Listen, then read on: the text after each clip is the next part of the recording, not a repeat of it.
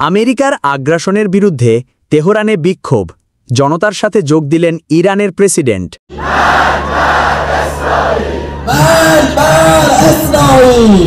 ইরানের ওপর মার্কিন হামলার প্রতিবাদে ইরানের রাজধানী তেহরানে অনুষ্ঠিত বিক্ষোভে যোগ দিয়েছেন দেশটির প্রেসিডেন্ট মাসুদ পেজেশকিয়ান। রোববার ২২ জুন তেহরানের ঐতিহাসিক ইনকিলাব স্কোয়ারে এই বিক্ষোভ হয়।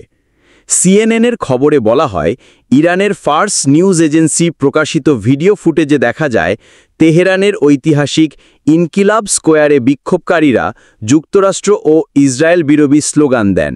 যুক্তরাষ্ট্রের সাম্প্রতিক বিমান হামলার জবাবে ক্ষুব্ধ হয়ে উঠেছে পুরো জাতি। রাজধানী তেহরানসহ বহু শহরে হাজার হাজার মানুষ নেমে এসেছে রাস্তায়। তারা হাতে ধরে রেখেছে শহীদদের ছবি, পুড়িয়ে দিচ্ছে মার্কিন পতাকা। হামলায় ক্ষতিগ্রস্ত হয়েছে ইরানের একটি গোপনীয় পারমাণবিক স্থাপনা।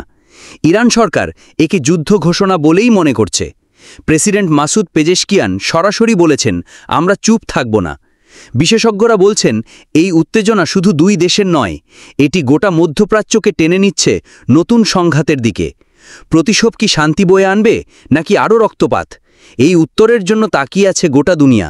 এই ধরনের আরও খবর পেতে চ্যানেলটি সাবস্ক্রাইব করুন। আল্লাহ হাফেজ।